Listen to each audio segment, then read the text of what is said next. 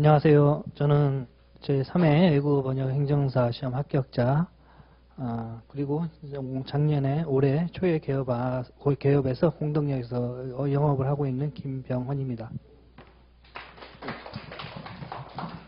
제가 좀 감기 기운이 있어가지고 목소리가 목이 좀 칼칼한데도 양해해 주시고요. 저도 강의는 제가 발표라든가 이런 기획은 많이 해봤어도 강의는 이렇게 자주 해보지 않았거든요. 그렇지만 이제 제가 나름대로 이 시험 합격하기 전에도 필드에 오래 있었고 이런 업무를 오래 했습니다.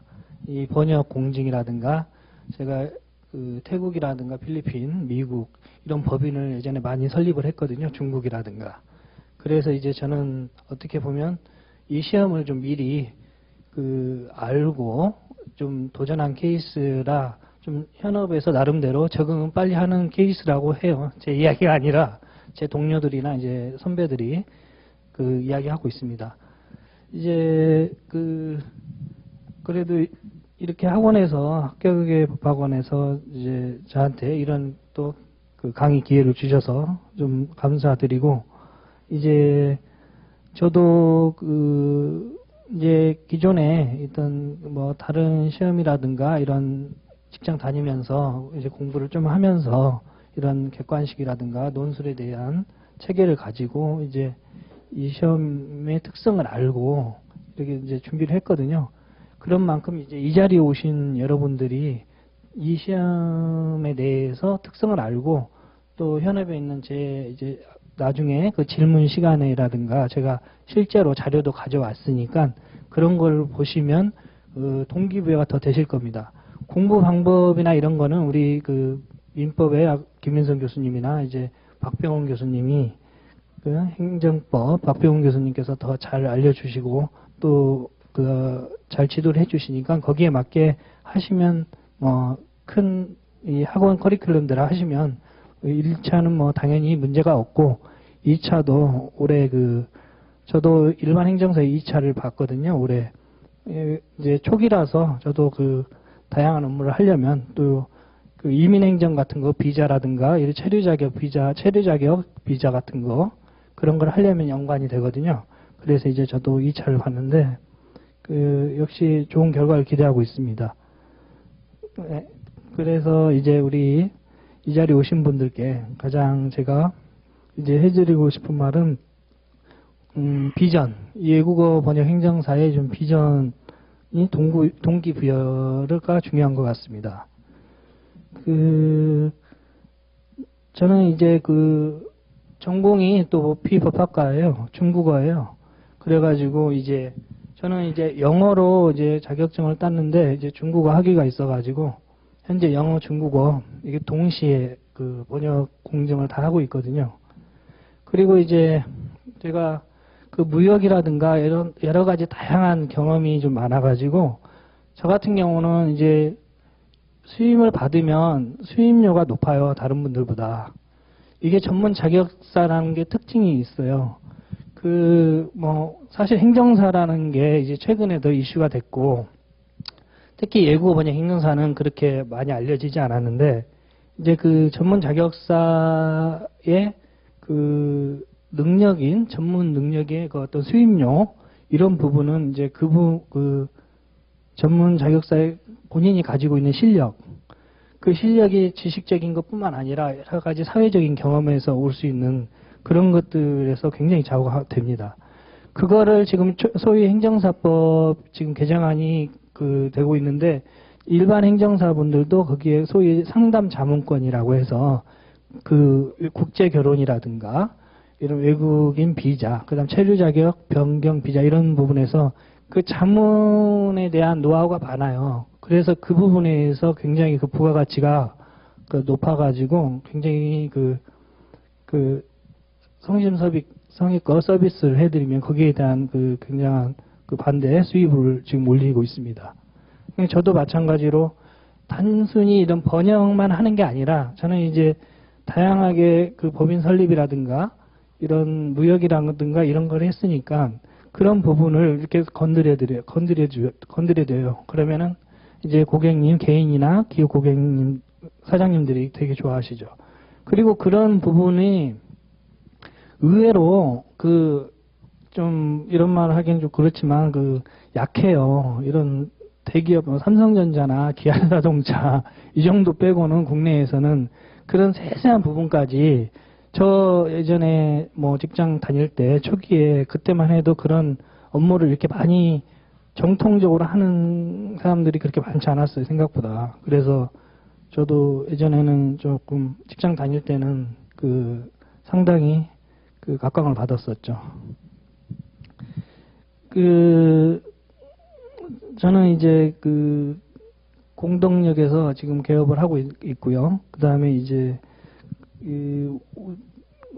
동기부여 특히 이 외국 원형 행정사가 좀 유망한 이유는 이제 글로벌 지구촌이니까 외국으로 나가는 문서뿐만 아니라 이제 이 외국 원형 행정사는 행정사법에 의해서 국내 행정기관에 들어가는 그 서류는 외국 번역 행정사의 번역 확인 증명서 그게 첨부가 되면 돼야 돼요. 그게 이제 반드시 기속행위인 경우도 있지만 재량인 경우도 있지만 기속행위들이 많거든요. 꼭 접수를 하면 수리를 받아야 되는 경우 이제 행정사법에 의해서 그런 게 보호되고 있으니까 그런 부분에서는 상당히 앞으로 이제 전망이 밝다고 볼 수 있죠. 그리고 이제 일반적으로 호주나 뉴질랜드 이런 미국 같은 데는 국가 자격증이 아닌 거기는 이제 민간 유주의 자격증이 이제 선진국들은 활성화되어 있죠. 그럼에도 불구하고 이제 권위가 있는데 저희 대한민국 같은 경우는 유일하게 행정자치부에서 자격증을 주는 유일한 전문 자격증입니다. 그래서 이 행정사법에 의해서 행정자치부 장관이 수여하는 자격증이기 때문에 상당히 권위가 있고 나름대로 신뢰성이 있기 때문에 그만큼 이제 여러분이 자격증을 취득 이후에도 이제 자부심을 가질 수 있는 거죠.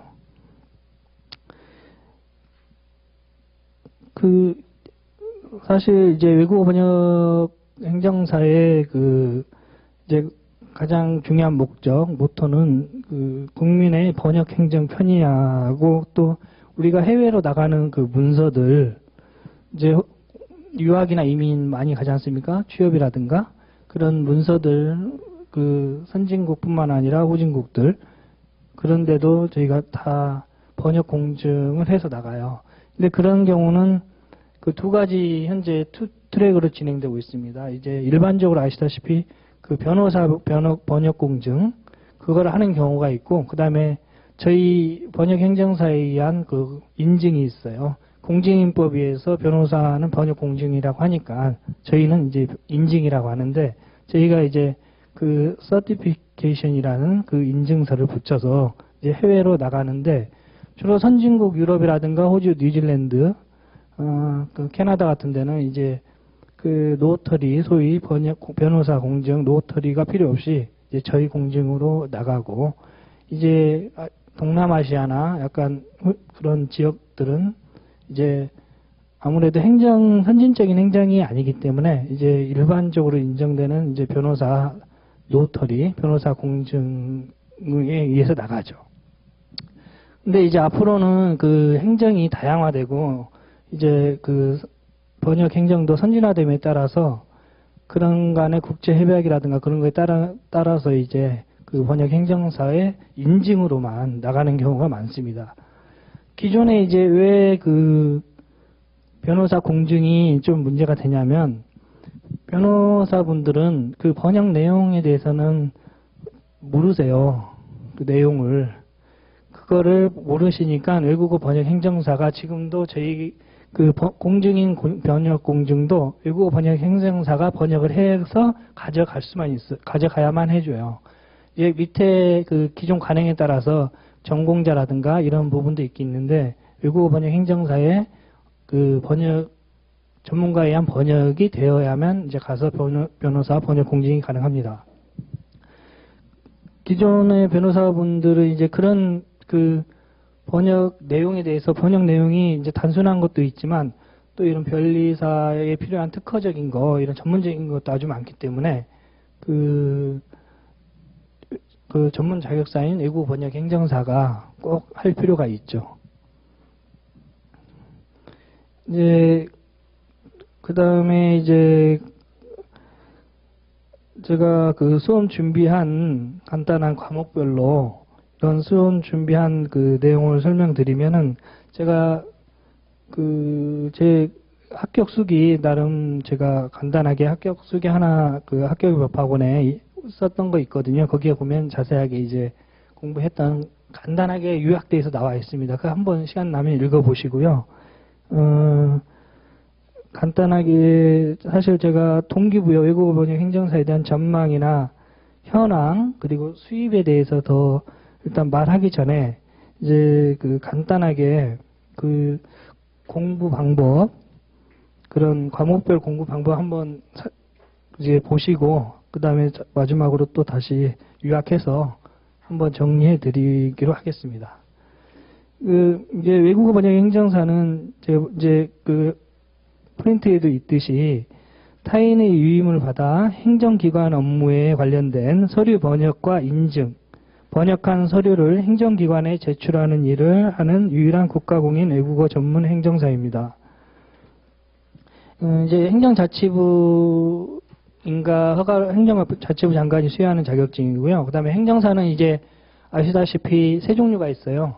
일반 행정사, 외국어 번역 행정사, 기술 행정사. 일반 행정사는 그 일반적인 행정 인허가, 그리고 각종 인허가, 그 다음에 보훈 유공자, 국가 유공자 등 건축허가, 그리고 이민행정, 출입국관리사무소, 아무튼 가장 다양하게 일을 할 수 있는 범위는 가장 넓습니다. 일반 행정사가. 그리고 기술 행정사는 해양, 해운, 선박에 관한, 해운 심판에 관한 거. 약간 그쪽도 좀 특화되긴 한데, 아시다시피, 일반 행정사들이 경력자, 면제부자들이 가장 많고요. 그 다음에 기술 행정사가 그 다음은 많아요. 거기 세 분 뽑잖아요. 세 분. 지금 3분 뽑고, 그 다음에 외국 행정사는 40명 뽑고, 그 다음에 일반 행정사는 287명 뽑거든요. 그러니까 기술 행정사가 지금 3분 뽑는 이유가, 이제 정말 웃기는 거죠. 어떻게 3명을 뽑으려고 그렇게 많이 경력 면제자가 200여 명 넘거든요. 그래서 이제 그런 거를 보더라도 외국어 번역 행정사가 가장 전망이 있습니다. 그리고 주요 업무는 이제 제가 간단하게 양식을 가져와서 조금 이따 보여드리겠지만 강의로 일일이 할 수 없으니까 보여드리겠는데 실물로 보셔야 그걸 아니까. 근데 번역 확인 증명서라고요. 이게 변호사 번역 공증하면 앞에 노터리라고 하고 뒤에 이렇게 커버하듯이 저희도 그걸 붙이거든요. 금딱지 이렇게 있는 거. 그리고 번역자 확인서는 법무부 출입국관리사무소에 이제 국적 상실 신고라든가 이럴 때 하는 양식이 또 있어요. 근데 현재 실무적으로는 번역 확인 증명서로 저희가 하기도 합니다. 그다음에 이제 아포스티유라든가 영사 확인 대행 업무가 있는데 이제 아포스티유라는 거는 이제 각종 국제 협약인데 사문서를 국제적으로 공문서화되는 협약이에요. 그 협약에 가입하고 있으면 아포스티유 인증만 받아도 외교부 여권과 종로 거기 코리안리 빌딩 거기에서 이 이렇게 아포스티라고 이렇게 붙입니다. 그걸 받으면 이제 국제적으로 통용되는 공문서가 되는 거죠. 그리고 영사 확인은 이 아포스티 협약에 가입되지 않은 나라들이 있어요. 필리핀이라든가 중국 이런 나라들은 저희가 번역을 해서 변호사 번역 공증을 받은 다음에 그다음에 외교부 여권과에 가서 우리 한국 영사 확인을 받은 다음에 그 다음에 이제 주한 중국 대사관이라든가 필리핀 대사관의 영사 확인을 받아요. 그렇게 해서 이제 나가면 그게 국제적으로 통용되는 공문서가 되는 거죠. 그리고 이제 국제 결혼이라든가 각종 해외 법인 설립하려면은 그 번역의 공문서가 돼야 되지 않습니까? 일반 번역은 번역하면 일단은 무조건 사문서니까 그걸 공문서화 시키는 겁니다. 그 공문서화 하는 사람이 외국어 번역 행정사고, 국내 행정기관에서는 저희가 법적으로 보호를 받고, 해외에 나가는 것도 또 오히려 역설적으로 해외에 나가는 건, 선진국으로 나가는 거는 더 인정을 받아요. 기존의 그 변호사 공증 그런 부분이 좀 번역의 정확성이라든가 이런 부분이 좀 기존에 문제가 여러 번 노출됐기 때문에 이제 그렇게 하면서 이제 더 전문성을 인정받는 거죠. 그런 업무들이 유학이나 이민, 개인 업무죠. 크게 이제 저희 같은 경우는 고객이 개인 고객과 기업 고객으로 나뉘는데, 개인은 유학이나 이민, 해외 취업, 쌍방향입니다. 나가고 들어오시는 거. 그러면 밑에 그 다음에 기업 업무 같은 저 같은 경우는 이제 뭐 해외 법인 진출할 때 각종 사업자 등록증이라든가 법인 정관, 뭐 이사회 의사록, 총회 의사록, 재무제표, 그 다음에 이제 계약서, 이런 부분을 이제 기업 업무로 처리를 하죠. 기업 업무하고 이제 개인 업무하고 이렇게 수익 면에서 포트폴리오가 짜져야 이게 좀 원활하게 사무실이 운영이 됩니다. 그리고 서류 종류는 너무 많아가지고 지금 이제 그 보시는 거 외에도 아시는 거 외에도 별 서류가 다 있습니다. 그래서 이제 그런 서류가 다양하게 처리가 되고 있고요. 그 다음에, 그리고 이제 혹시 지금 외국어 번역 행정사가 언어별로 자격증을 드려요. 영어, 중국어, 뭐 독일어, 스페인어, 러시아어, 일본어, 프랑스어 7개. 그건 알고 계시죠? 언어별로 받으시는 거. 언어별로 받으시니까 그 언어에 해당하는 그 공인어학 성적을 이렇게 뭐 획득해야 되거든요. 그 2차 시험에서. 다들 영어로 다들 알고 계십니까? 혹시 다른 언어 있으세요? 영어, 제가 말을 한 언어 중에 영어, 중국어, 일본어 외에 다른 언어.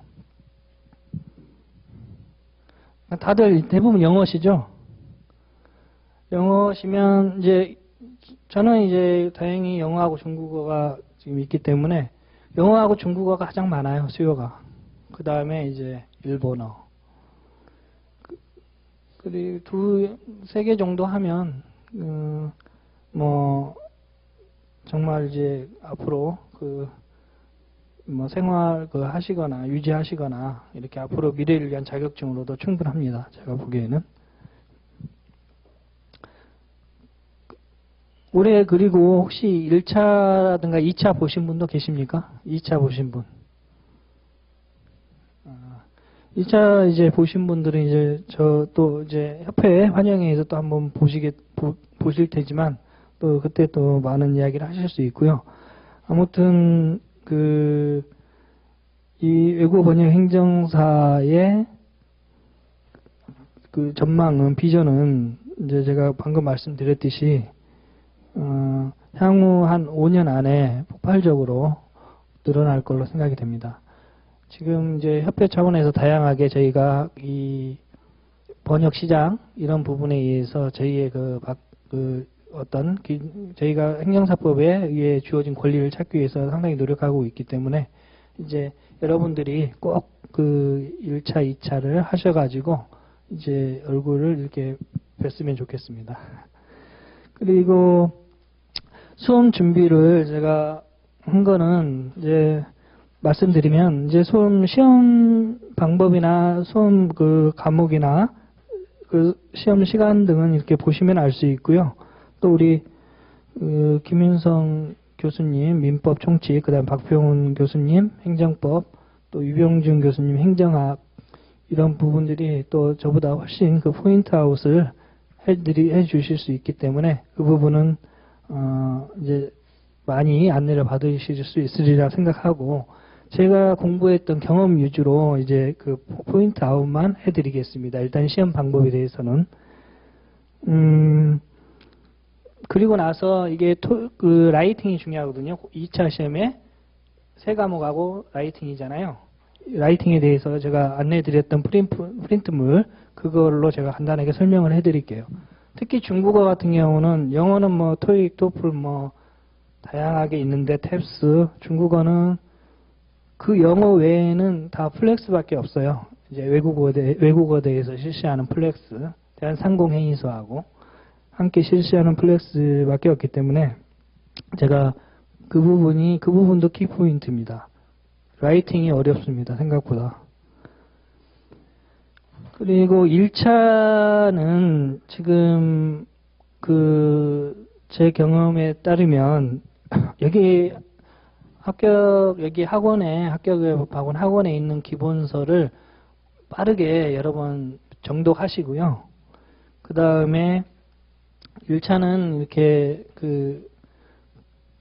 오지선다 고르는 문제이기 때문에 그 문제를 기출문제 포함해서 선생님들하고 학원 커리큘럼에 따라서 여러 번 풀어보시고, 오답노트, 좀 틀린 문제 오답노트 만드셔가지고 막판 시험 보기 전에 이렇게 잠깐 체크하시고 나면 그 정도 하시면은 충분히 패스가 가능하리라 봅니다. 객관식이기 때문에 정확히 알면 알수록 좋지만 이제 많이 알아야 될 필요가 있는 거는 제 보기에는 실무에서 굉장히 중요해요. 생각보다.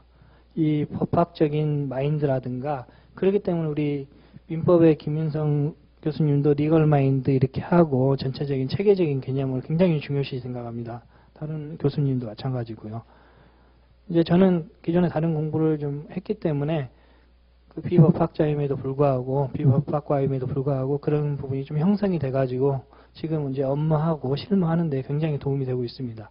어차피 공부한 건 도망가지 않으니까 결국은 쓰입니다. 어떻게든지. 그런 부분이 굉장히 실질적으로 업무에서 좌우를 하니까 그런 걸 염두에 두시면서 하시되 이제 합격을 하셔야 되니까 일단 무조건 자격증 없으면 진짜 아무것도 아닙니다. 일단 자격증 따시고 업무는 또 그때 가서 하면 되니까 합격할 수 있는 위주로 효율적으로 공부하시는 게 좋습니다. 그리고 제가 민법에서 이제 아까 기본서 정독하고 기출문제 이런 오답노트 하는 거는 이게 공통된 거고요. 민법 총칙이나 행정법, 행정학.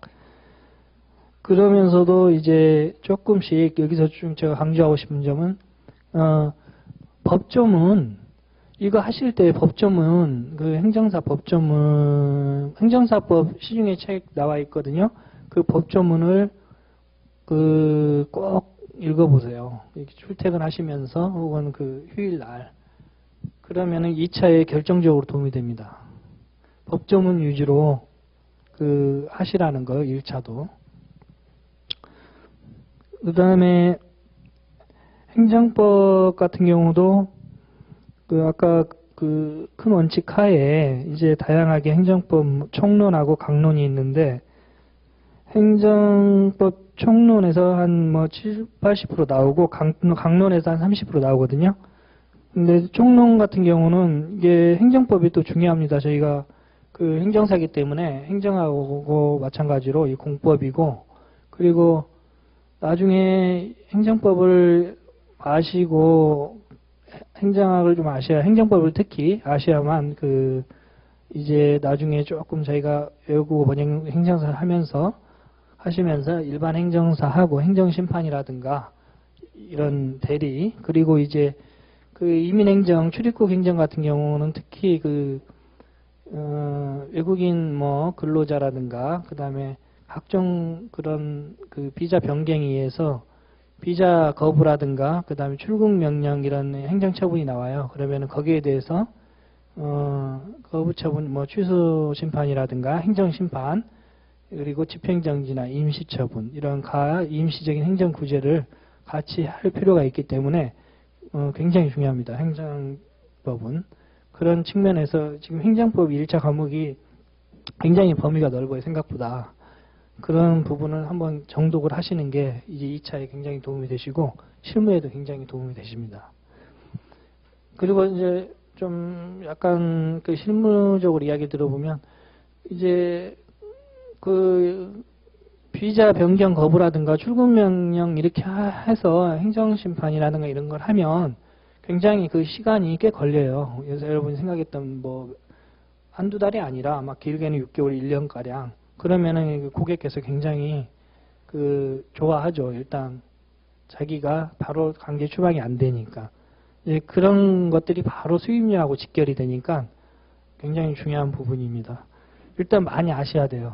이 부분이 굉장히 중요하고, 이제 행정법 총론은 행정작용법은 그 행정행위, 그 처분에 대한 거니까 이게 사실 뭐 다른 법은 그 전문 자격사 직역, 노무사라든가 이런 법무사라든가 이런 직역에서는 굉장히 중요시 많이 다뤄요. 근데 제가 보기에는 뭐 그 행정계획이라든가 행정지도 각종 그 처분이 될 수 있는 그런 행정작용들이 많은데, 뭐 행정사법, 행정법은 일단 그 대부분 처분 위주로 나가기 때문에 그거 중요하고, 그러니까 이제 그렇게 처음에는 어렵지 않고요. 그 다음에 행정의 실효성 확보 같은 경우는 이제 그 손실보상이라든가 행정상 손해전보, 그 다음에 행정 의무를 위반한 사람에 대한 그 강제, 이런 게 문제가 되고, 그 다음에 더 가장 중요한 게 행정구제법이에요. 총론에서 행정심판하고 행정소송, 행정쟁송에 관한 거. 그리고 행정법 강론에서는 행정조직법은 그 행정기관이 과연 무엇인가, 이게 중요하거든요. 그러니까 행정기관이 왜 중요하냐면 저희가 행정사기 때문에 행정사법에 의해서 원형문서의 그 제출은 행정기관이 공공기관이라든가 심지어 공무위탁, 수탁 사인까지 행정기관의 넓은 의미로 포함이 되면 그 행정사법에 의해서 보호가 될 수가 있어요. 그러니까 초등학교는 물론이고 국공립대학교, 뭐 폴리텍 대학교, 국가 뭐 정부하고 관련되는 기관이 있지 않습니까? 이런 데는 저희가 도장 찍어서 증명서를 제출하면 무조건 수리를 합니다. 그래서 요즘에는 또 홍보가 저희가 많이 돼가지고 저희 외부 번영 행정사들이 각종 블로그를 통해서, 그래서 이제 점차로 그 환경은 아주 좋아지고 있어요. 여러분이 이제 그 당장에 올해, 그 다음에 내년에 좀 하신다는 전제 하에 굉장히 환경이 좋아지고 있으니까 빨리 그 최선을 자기가 할 수 있는 자기 그 실력을 제대로 평가해서, 그리고 학원에 와가지고 정확히 또 그 교재라든가 선생님들의 한번 어떤 상담을 통해서, 실장님들하고 상담을 통해서 그걸 해서 연관 커리큘럼에 맞게 하시면 훨씬 수월합니다. 그리고 이제 특별 행정작용법들이 이제 각종 행정법 강론이죠. 이제 경찰 행정에 관한 거, 뭐 경찰관 직무집행법 이런 게 있죠. 그 다음에 토지 행정에 관한 거, 이제 토지보상법 같은 거, 토지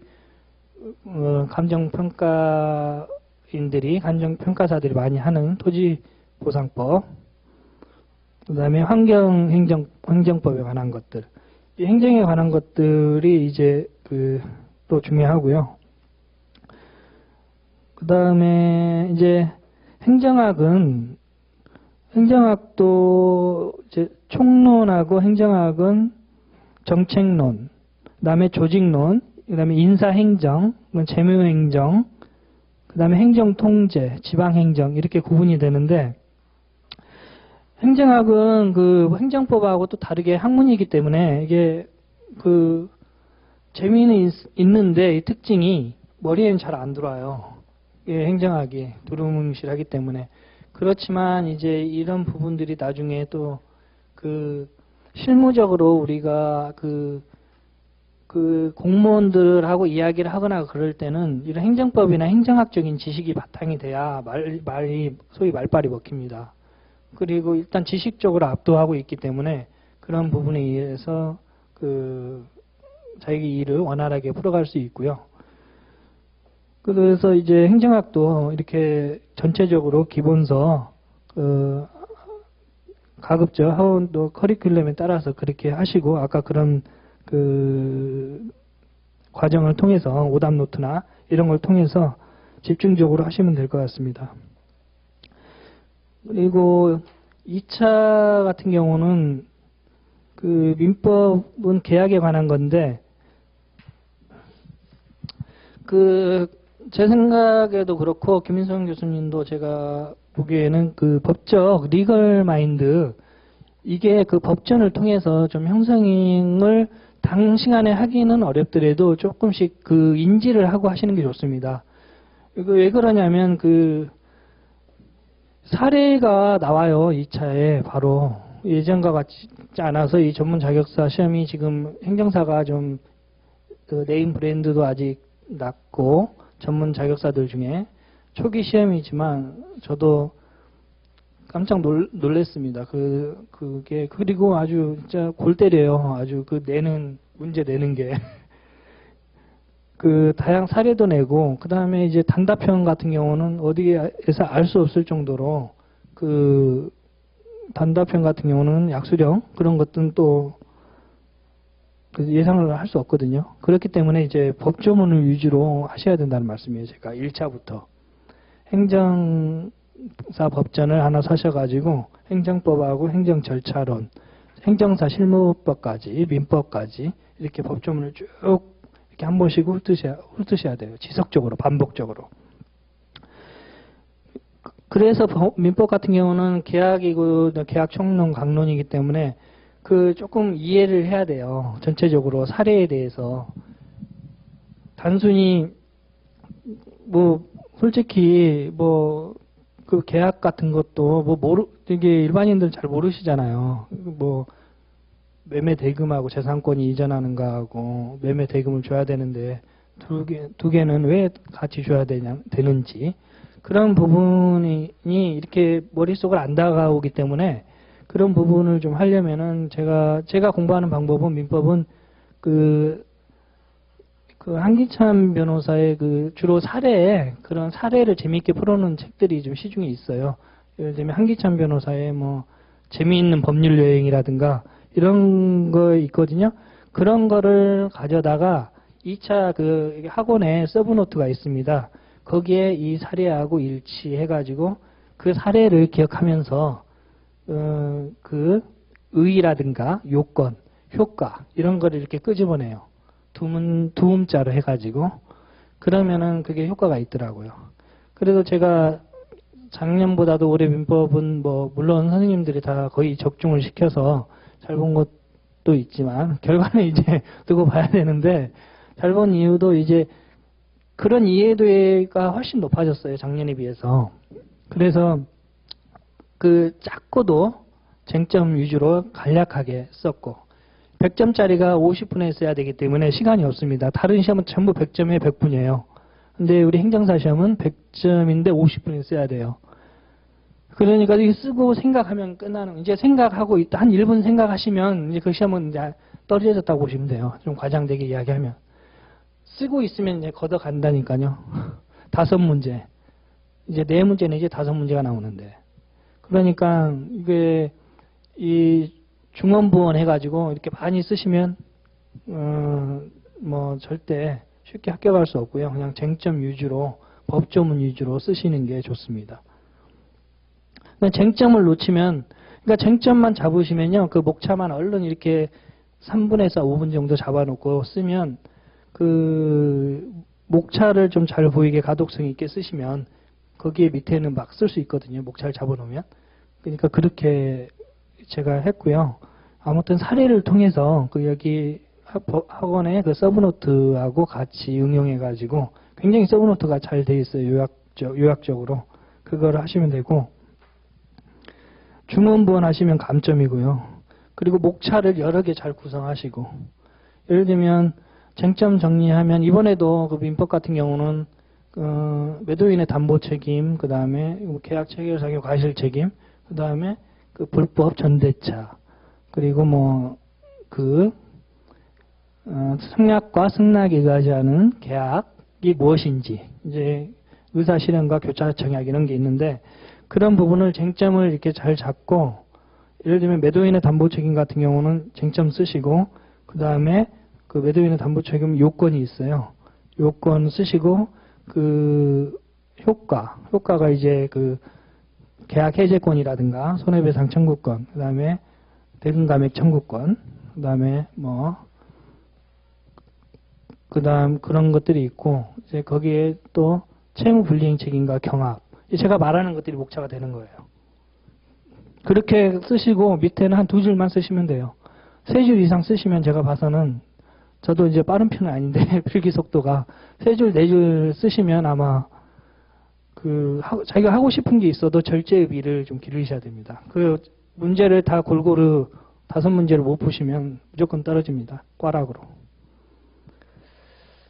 그리고 행정 절차론 같은 경우도 우리 학원의 이준행 행정사님이 또 초기부터 잘 하고 계시고 또 계속 지속적으로 팔로우업을 하셨기 때문에 좀 믿고 따라오셔도 어느 정도 상당히 효과를 보실 것 같고요.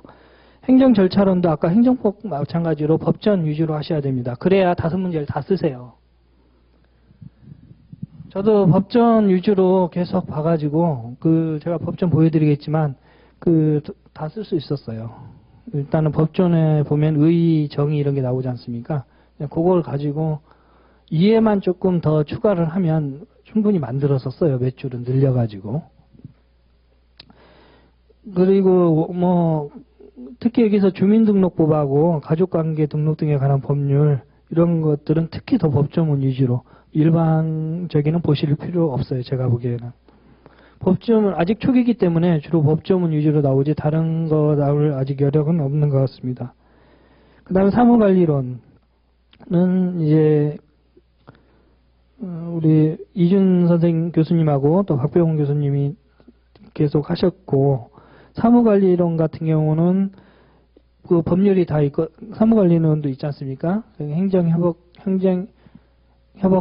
협업가에 그다음에 촉진에 관한 법률하고 민원 처리에 관한 법률.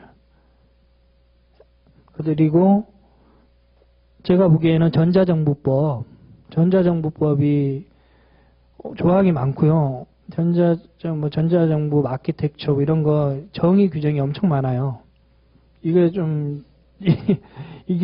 내년에는 좀 주의해서 한번 보셔야 될 것 같아요. 정의 정도. 전자정부법.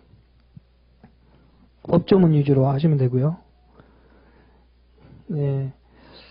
이렇게 지금 간단히 지금 각종 과목만 1, 2차 간단하게 1차보다도 2차 저는 조금 1차는 다 특별히 문제 없이 하시리라 보고요. 그 다음에 2차는 지금 말씀하신 거 제가 포인트로 좀 요약한 거 위주로 좀 하시고, 나머지 부분은 더 다른 교수님들이 더 정확히 체크를 해 주시니까 그런 부분을 이렇게 흘려듣지 마시고 좀 강조하시는 부분이 있습니다. 교수님들이 그런 부분을 반드시 메모하셔가지고 그 부분만 체크하세요. 다른 부분을 굳이 시간도 많지 않고 다들 또 자기 일도 있으시고 하는데 그렇게 하실 필요가 없거든요. 가장 좋은 게 이제 효율적으로 하시는 거죠. 효율적으로 하시는 게 성과를 빨리 낼 수 있는 길입니다. 그리고 이제 효율 이야기 하다 보니까 또 그러는데, 지금 3개의 직역의 일반 행정사, 외국어 번역 행정사, 기술 행정사가 있는데, 제가 봐서는 수익 면에서는 외국어 번역 행정사가 인풋 대 아웃풋이 훨씬 좋습니다. 그 말씀은 무슨 말씀이냐면, 이게 자리가 되고 안정화 시기에 들어가게 되면 지금 변호사 공증인과 같이 기존에 자기가 했던 지식을 바탕으로 반복된 서류, 이런 서류들을 지속적으로 증명서를 발급할 수 있기 때문에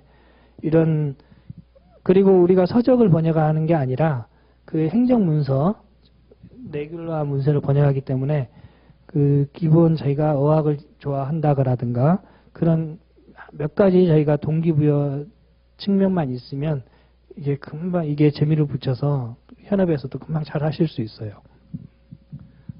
특히 여성분들, 저희 지금 현업에 있는 1, 2회들도 여성분들이 두각을 나타내고 계십니다. 아무래도 이게 그 여성분들이 좀 오래 앉아 계실 수 있고, 남자보다는, 그러니까 남자들은 좀 왔다 들썩들썩 하거든요. 저도 좀, 활동적인 걸 좋아하기 때문에, 이제 그런 측면에서 또 일반 행정이 자꾸 이게 관공서도 돌아다니고, 고객도 만나고 하니까 그런 측면에서 저도 이제 이민 행정, 그다음 비자 관련 행정도 같이 하면 시너지가 있을 것 같아가지고, 이제 시험을 이제 보고, 기다리고 있는데, 여성분들이 이제 더 핏이 맞는 분들이 많으실 것 같고요. 그냥 남성분들도 이제, 남성분들은 저도 이제 여기도 다 그러시지만,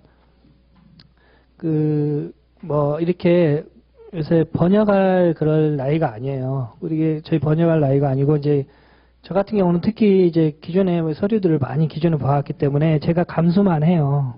감수만 하고 도장 찍고, 그리고 정확히 감수하죠. 감수하는 것도. 그리고 어느 부분이 틀릴 거라는 거 예상을 다 하고, 그리고 이제 저는 이제 통번역 회사도 같이 하니까, 그런 부분에서, 그러니까,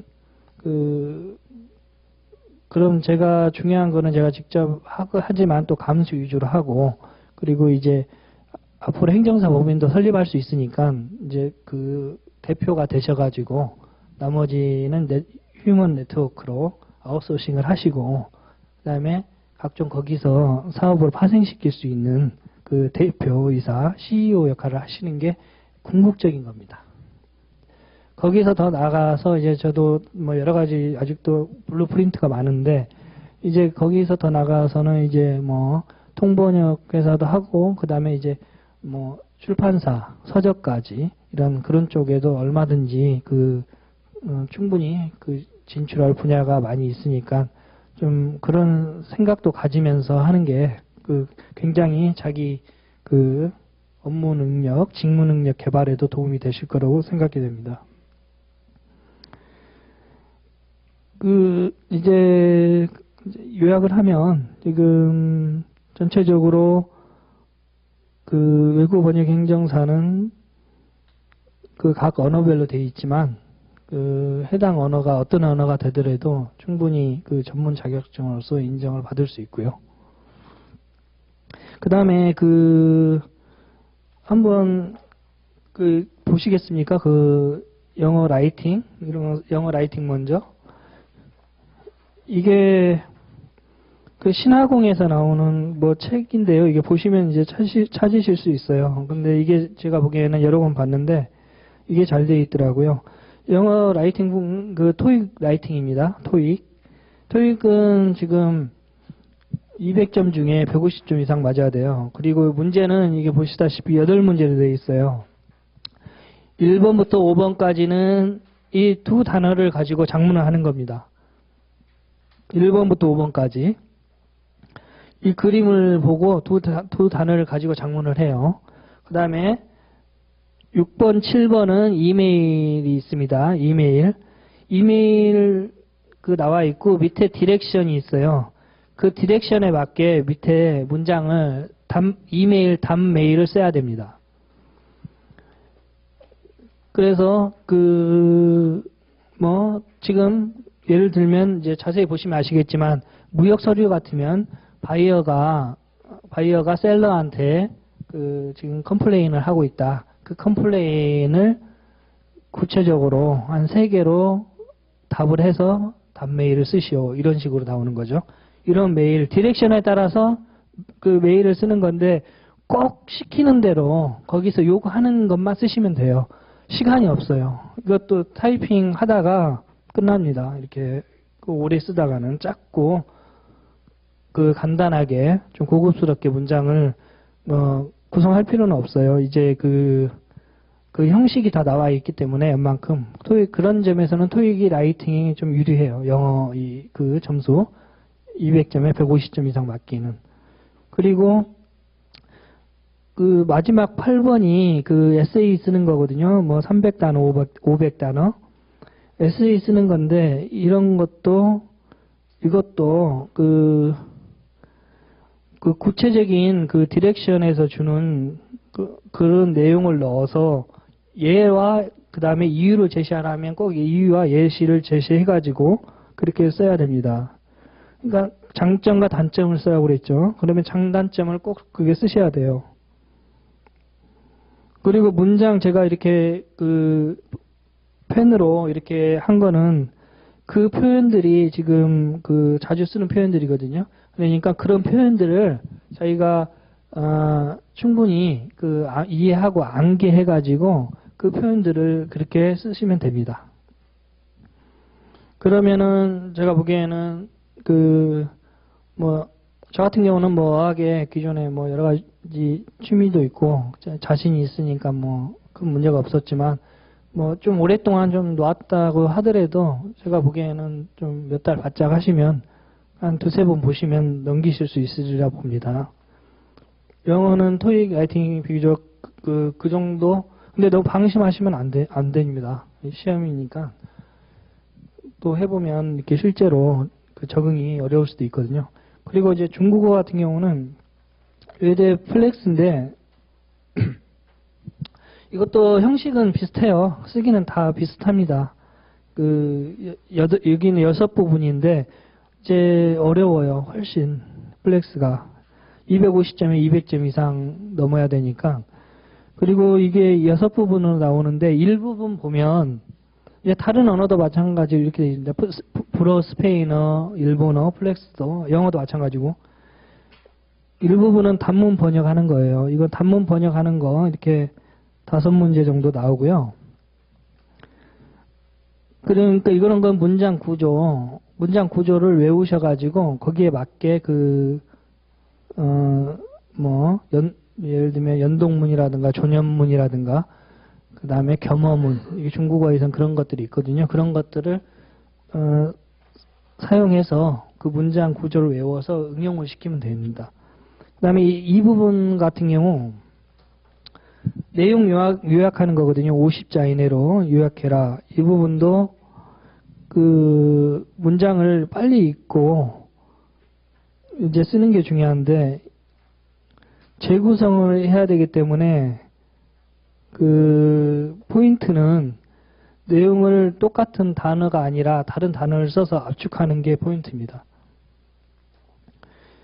그리고 이제 라이팅은 어떤 언어를 방문하고 이렇게 한두 번씩 이렇게 자기가 써보는 게 중요합니다. 2차 논술도 마찬가지로. 그리고 이제 제 3부분은 담화 구성 문제인데 문제 결론 이제 서론 부분이 간단하게 나오고 그 밑에 이어지는 결론 부분을 이 문장을 읽고 내용을 이해해서 결론 부분을 쓰는 거거든요. 이제 그런 부분이기 때문에 이것도 굉장히 어느 정도 공부를 저희가 예상을 하고 여러 개를 준비하고 또 기본적인 단어라든가 이런 게 있어야 그 내용을 이어지는 결론을 쓸 수 있습니다. 그런 부분에서 지금 보더라도 이 플렉스가 좀 어렵게 느껴지시죠? 토익 라이팅에 비해서.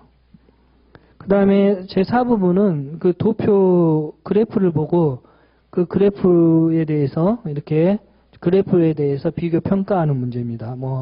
흡연율이라든가 한일 간의 건강보험, 노인들의 건강보험 가입률. 그러니까 단순하게 이렇게 안 나와요. 요새 시험이 지금 운에 따라서 단순한 게 나올 수도 있는데 대부분 아주 시사적인 게 나와요. 그러니까 단단하게 맘먹고 바짝 하셔야 돼요. 그리고 5부분 같은 경우도 이제 편지, 이메일하고 비슷하죠.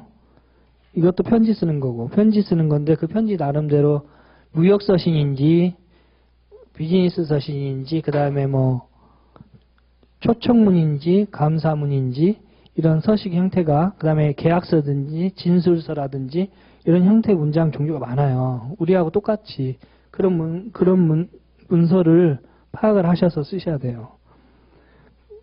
그리고 마지막 부분은 또 에세이거든요. 주제별 장문. 이게 나의 친구 이거는 쉬운 편에 속하죠. 근데 이제 트럼프의 당선으로 인한 일본과 한국과 관계 이런 거에 대해서 써라 이런 것도 나와요. 충분히 나올 수 있고. 근데 이 부분에 대해서는 이렇게 그 영어, 그 외국어 번역 행정사는 라이팅이 중요하기 때문에 이 라이팅을 먼저 하셔야 돼요. 근데 포인트가 라이팅을 먼저 하셔야 됩니다. 1차하고 하시면서. 라이팅 안 되면 2차 못 보시잖아요. 그런 경우가 뭐 종종 있습니다.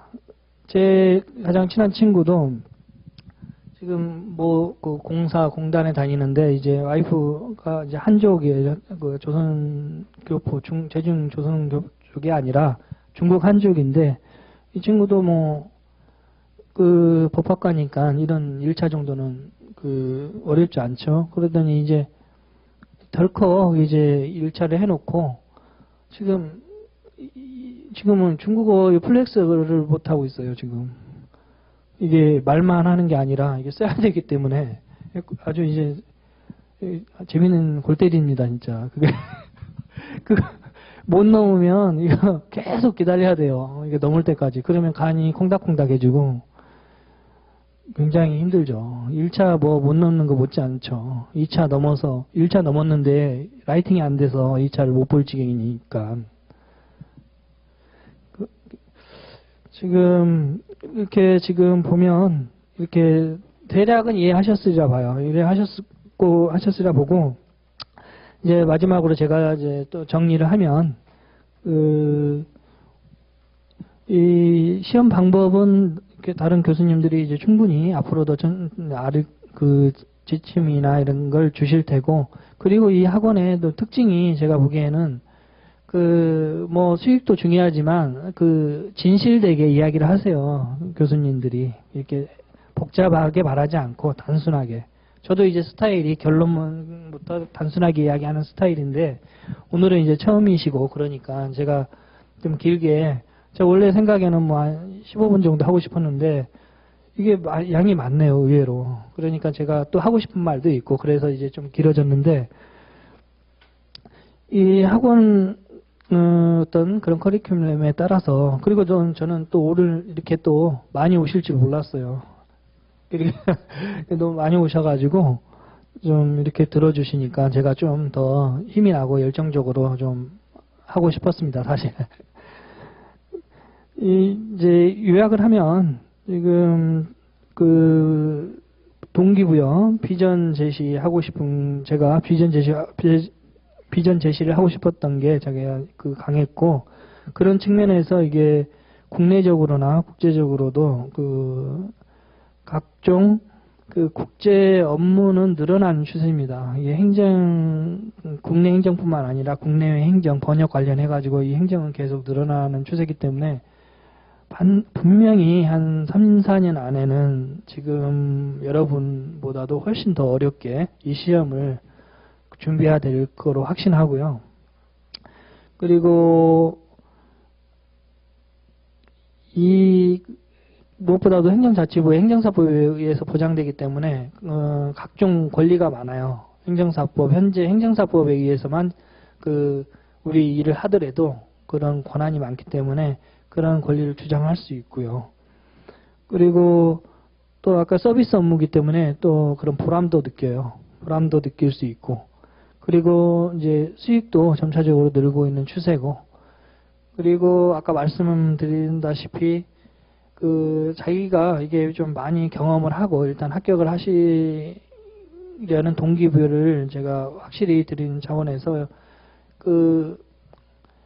이 부분을 확실히 이거에 합격하면 지금 다양하게 다룰 수 있는 업무 영역뿐만 아니라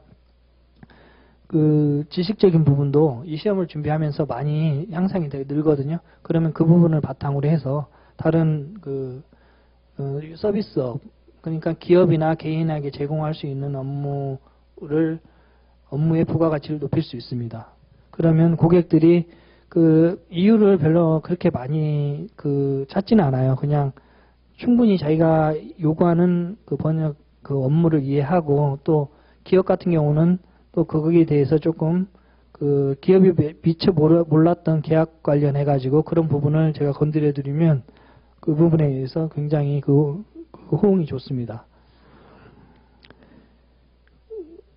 이제 그리고 아까 1, 2차 그런 부분은 그렇게 하시면 되고, 특히 2차 같은 경우도 쓰기 연습 많이 하시고, 그 다음에 그 토익, 그 다음에 각종 그 라이팅 이런 부분은 아까 그 말씀드린 대로 그 충분히 시중에 있는 교재라든가 아니면 이제 제가 드리는 교재, 영어는 많이 나와 있고요. 중국어 같은 경우는 그 외국어에 대해서 나오는 플렉스라는 게 있어요. 영어 외에는 외국어에 대해서 나온 플렉스 그걸 좀 충분히 라이팅을 사셔서 보면 좀 충분히 가능하리라 믿습니다.